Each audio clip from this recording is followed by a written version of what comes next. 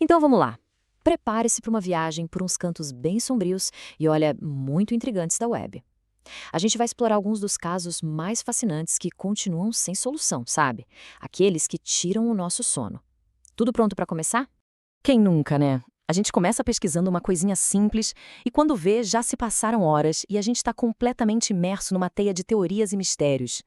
Essa sensação, a da toca do coelho, é exatamente o ponto de partida para a nossa exploração de hoje, onde cada clique vai levar a gente mais e mais fundo no desconhecido. Bom, nossa primeira parada é num fenômeno que basicamente transformou a internet na fogueira do século XXI, as lendas urbanas modernas, que nascem e se espalham online. Sim, estamos falando das famosas creepypastas. O nome já é curioso, né? É uma mistura de creepy, que é arrepiante, com copypasta, que é aquele termo da internet para texto que é copiado e colado em todo lugar. Basicamente, são histórias de terror feitas para viralizar, para explorar nossos medos mais profundos nessa era digital. O fascinante aqui é ver como essas duas lendas, que são super icônicas, exploram medos tecnológicos de épocas diferentes. O incidente de Wyoming mexe com a segurança da TV, algo que a gente achava que era intocável. Já o Username 666 explora o medo do novo, as vulnerabilidades de uma plataforma como o YouTube, transformando ela num portal para algo bem bizarro. A história é montada de um jeito muito assustador. Pensa só, tá lá, assistindo ao jornal e do nada a transmissão é invadida por imagens sem sentido, sons que dão até enjoo. A narrativa toda foi construída para parecer muito real, para criar pânico mesmo. Mas, como em muitos desses mistérios, o pulo do gato está nos detalhes. A menção a uma eleição de 2008 numa fita que seria dos anos 80 entrega tudo. Prova de que era uma farsa. Mas, nossa, uma farsa muito bem elaborada. Um exemplo perfeito do que é uma creepypasta. Agora, a gente sai de uma história que era uma farsa para um mistério que era muito, mas muito real. Um que deu início a uma busca global que durou, acredite, quase 20 anos. Essa linha do tempo aqui é simplesmente incrível. Uma música gravada numa fita cassete nos anos 80 acabou se tornando um dos maiores quebra-cabeças colaborativos da história da internet. Começou num fórum pequeno lá em 2007 e virou uma mobilização gigante no Reddit em 2019. Milhares de pessoas do mundo todo se uniram para resolver isso. É a prova do poder que a internet tem de conectar as pessoas em torno de um objetivo, resolvendo um mistério que parecia impossível por 17 longos anos. E esse caso foi tão marcante que ajudou a criar um gênero inteiro de investigação online, o Lost Wave. É tipo uma arqueologia digital, sabe?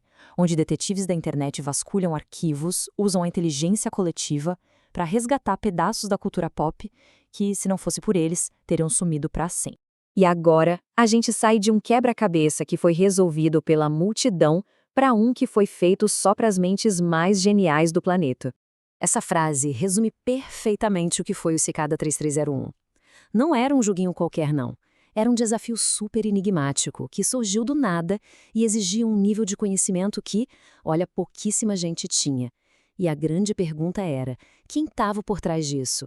Uma agência de inteligência? Uma sociedade secreta? O ponto-chave aqui era a variedade de habilidades.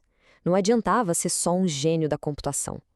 Tinha que entender de filosofia, de arte clássica e até de esteganografia, que é a arte de esconder mensagens secretas dentro de arquivos, tipo uma imagem.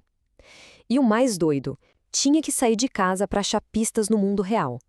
Essa combinação de desafios é o que tornou o Cicada 3301 tão lendário. O processo todo era um funil bem rigoroso. Começava com uma imagem num fórum anônimo e rapidinho ia ficando mais e mais difícil, a ponto de levar as pessoas a procurar cartazes com códigos QR em postes pelo mundo. Só a elite da elite chegava ao final. O objetivo, aparentemente, recrutar indivíduos altamente inteligentes. Mas o objetivo final mesmo continua um mistério até hoje. Agora, a gente deixa para trás os quebra-cabeças com um objetivo claro e mergulha num espaço bem mais esquisito. Um lugar onde a intenção não é nada clara e a linha entre o que é arte e o que é puro terror fica bem borrada. O Vale da Estranheza, ou Uncanny Valley, é a chave para entender os próximos mistérios. É aquela sensação super desconfortável quando a gente vê algo que é quase humano, familiar o bastante para a gente reconhecer, mas estranho o suficiente para perturbar profundamente. Muita gente deve conhecer esse vídeo. A androide Tara cantando I Feel Fantastic, com aquela voz robótica sem emoção nenhuma. É o exemplo perfeito disso. Na verdade, é uma criação do artista John Bergeron, mas a internet pegou essa história e criou um monte de lendas urbanas sombrias sobre ele, mostrando como a arte pode ser totalmente ressignificada online. E se o I Feel Fantastic já deixa a gente meio desconfortável, o Blank Room Soup, bom, ele nos leva para um lugar bem mais sombrio. O vídeo mostra um homem super angustiado sendo forçado a comer uma sopa por duas figuras com umas fantasias bizarras. A pergunta que não quer calar há anos é: o que a gente está vendo aqui de verdade?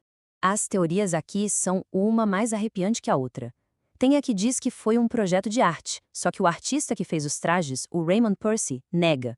Outra versão é que os trajes foram roubados e os ladrões que fizeram o vídeo. E claro, tem a lenda de que isso veio da Dark Web, e a teoria mais famosa e mais macabra de todas, que é uma tortura real, um homem sendo forçado a comer os restos da própria esposa. A verdade, ninguém sabe, e isso continua sendo um dos maiores e mais perturbadores mistérios da internet. Para nossa parada final, vamos analisar um caso onde o mistério transborda para o mundo real, se misturando com teorias de conspiração e violência. Essa aqui talvez seja a toca de coelho mais complexa e perigosa de todas.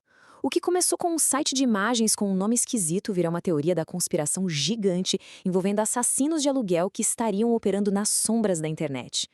A história é um verdadeiro labirinto, cheia de nomes de usuários, posts enigmáticos, gente que some do nada.